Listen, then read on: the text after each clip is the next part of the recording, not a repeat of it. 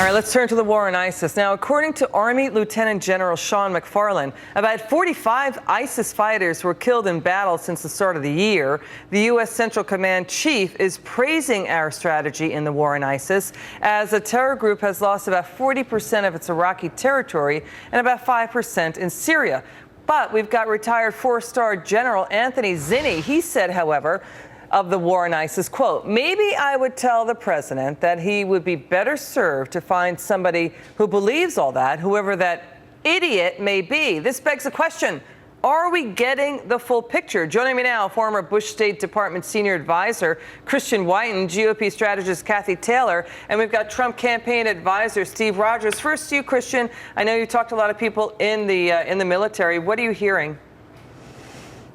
Well, it's beginning to sound a lot like 5 o'clock follies from Saigon. That was when, in Vietnam, our forces under the command of General William Westmoreland and Bob McNamara, Secretary of Defense, just, described the body count, described the casualties inflicted on the enemy, but it was fundamentally misleading because the enemy was still thriving and surviving on the battlefield. And if you look at ISIS, it's been pushed back in some areas, but Mosul has not been liberated. It's active all the way throughout Southeast Asia and is doing quite well in Libya. Yeah, and we were in the third year of this war, Kathy, and ISIS is still, doing commanding lone wolf attacks around the world, and it's poisoned so many societies around the world and committing murder attacks still, right? It sure has in our own country. This is funny math. It doesn't add up. The amount of money the administration's spending, which is not that much actually, as far as $4 billion a year. Right. I mean, it's like a small military plane. It's not, a tremendous amount of money. The number of people we have on the ground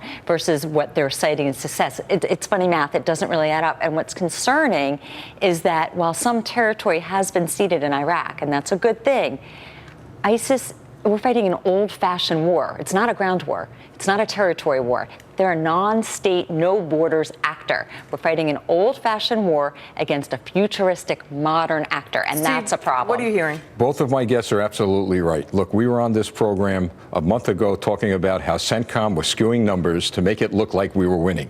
The President of the United States has consistently said ISIS is on the run, but what he's not saying is that they're running here. The battlefield is going to be taken from the Mideast, and it's going to be right here in the United States. And your Fox News poll said today that most Americans are extremely concerned about another terror attack within the near future. Christian, let me give you the final word. How do you defeat ISIS?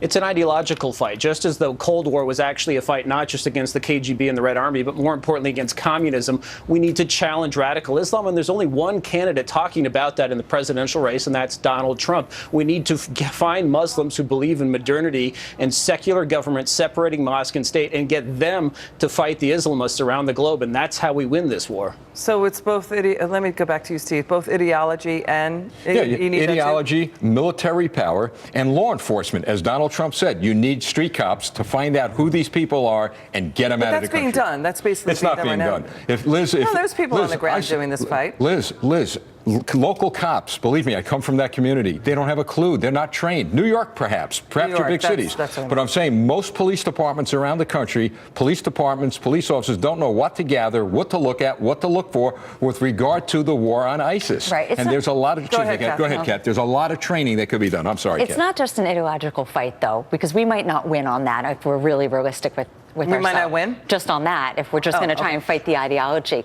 Let's remember that people are generally not born with hate filled in their hearts and their minds. It's put there through poverty and brutality. And unless we start to fight that and hold dictators accountable, it doesn't mean it has to be the American way, but it has to be a better way than what they're offering people today. Right. If we can do that, it's always been said that aid is cheaper than soldiers. If we can start to fight that as well, it's not just a standalone option. That can have some success. Now the final word to Christian. Christian, how are the ground troops fighting the war? How good are they fighting the war on ISIS overseas? They execute the missions that are assigned to them, but the strategy is flawed. If we have to wait for poverty to be defeated or we've given trillions and trillions of dollars of aid, this is not for a lack of money. It's for the lack of an identification of our enemy, radical Islam, which Donald Trump has done, and a strategy to go after it with the strong military and an ideological force. That's been missing from both parties in Washington. John McCain didn't know how to do it, and neither did Barack Obama. All right, great show, guys. Hope you join me at home tonight. You did, I meant tomorrow night. If you can set your DVR, please do so. You don't want to miss a moment of making money. Let's send it to Trish Regan. She's in for Lou Dobbs tonight.